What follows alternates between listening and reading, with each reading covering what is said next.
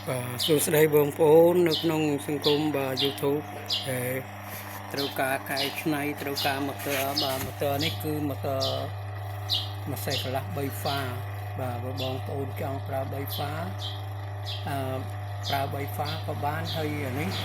យើងប្រើ2ហ្វាតមកជា2ហ្វាក៏បានបើបងប្អូនមើលថាមានភ្លើងតម្រូវ3ហ្វាប្រើ3ហ្វាក៏បាន3ហ្វាក៏បាន2ហ្វាក៏បាន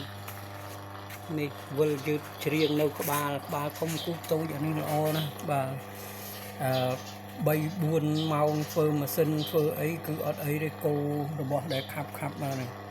របស់គោខាប់អត់អីទេប្រើភ្លើង2ហ្វាក៏បាន3ហ្វាក៏បានបងប្អូន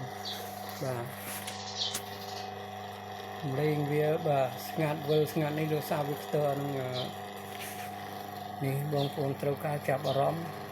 បាទខលមកតាម Telegram ក៏បានបាទ012 49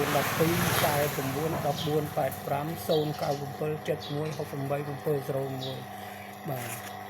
លេខនឹងមាន Telegram នឹងទីបងប្អូនបាទនេះ